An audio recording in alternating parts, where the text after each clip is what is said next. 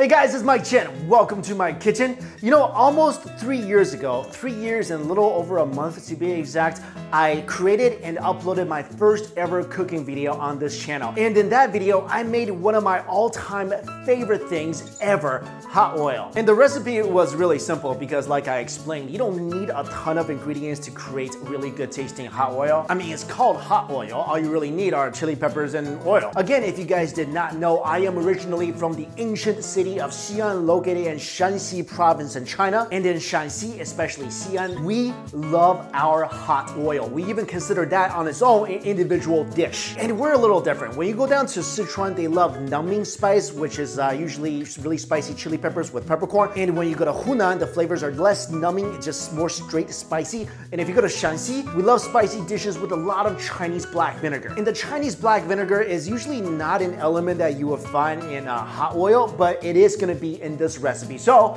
let's get started. Here are the ingredients you're gonna need. 1.5 cups of vegetable oil, and here you can use any type of vegetable oil or you can use canola oil. Do not use sesame oil because it's not gonna burn that hot. 3/4 cups of crushed red pepper, and you can find this in basically every single Asian supermarket. You can use Thai chili, you can use Chinese chili, you can even use the crushed red pepper from the Western supermarkets. But one thing you wanna make sure is that there are a lot of seeds inside your peppers, otherwise your hot oil is just gonna be oil. This is completely optional. It's for the sesame lovers out there. I have 2 tablespoons of roasted sesame, 4 to 5 cloves of garlic, 1 teaspoon of salt, 3 tablespoons of Chinese peppercorn, 3 bay leaves, stick of cinnamon, 4 star anise, 1 cardamom seed, and if you really can't find this, it's alright. Sesame oil, and of course, Chinese black vinegar. First thing you're gonna do is get a container, but make sure this container is not made out of any material that might melt. Add your red chili peppers, your salt, and your garlic.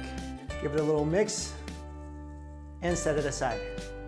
Next, get a pot, add the oil, peppercorn, star anise, cardamom, bay leaves, and cinnamon stick. Get all of that submerged in oil.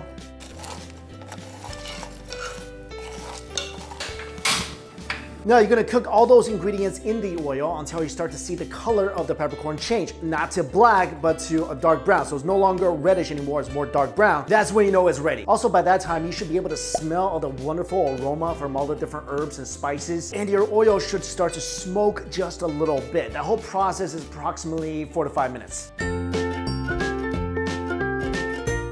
Once it's cooked, you can either use a strainer and grab all the ingredients out of there, or you can pour the oil through a strainer. Now the oil is ready to begin the most exciting part of this cooking process. But before you pour it over your chili and your garlic and make the whole house smell like spice heaven, you wanna make sure your oil is hot enough or cool enough, because if you were taking out all the ingredients with a strainer, you might have cooled the oil too much, or you're pouring your boiling hot oil through a strainer onto your chilies, it might be too hot. So let's say boiling hot oil is a 10. You wanna make sure your oil is around a 7. And the way to test that is this. Take a bamboo skewer or wood chopstick and dip it just below the surface of the oil. When you see bubbles forming after about a second, then the oil is ready. Bring back your container of chilies, and this is my favorite part. Pour the oil slowly over the chilies and pour a little bit at a time, and make sure you stir so all the chili gets cooked and nothing is burnt.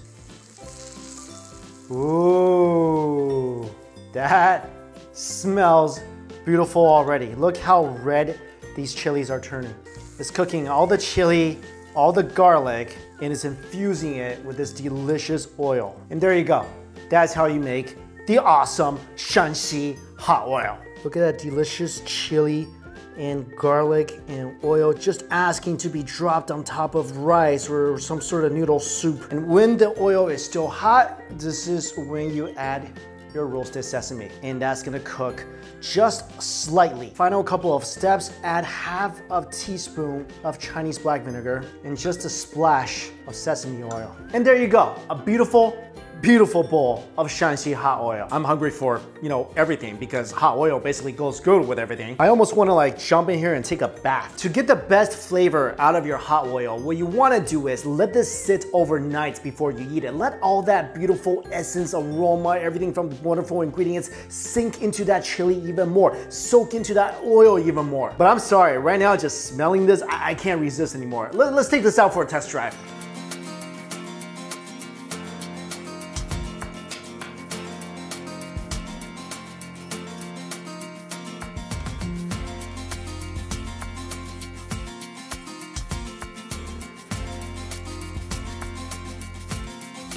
Just the way I like my ramen noodles.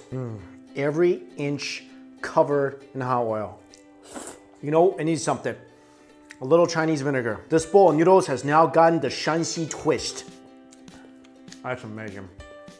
The oil is so fragrant, and I get little bits of sesame, which when you bite into it, is like little pockets of aromatic flavor. The hot oil and the vinegar is like a flavor bomb that just exploded all over this noodle soup. It really can take something that's just ordinary tasting and elevate it to a heavenly level. All right, I think that ramen noodle test drive was a complete success. This hot oil is all inspected and ready for use. And guys, as always, all the ingredients used in this recipe is in my description box below. Again, I put the Amazon links by some ingredients that may be hard to find in Western supermarkets. So if you are a spice lover just like I am, please go and try this recipe, and I hope you love it as much as I do. And as always, thank you all so much for watching this video, and until we eat again, I'll see you later.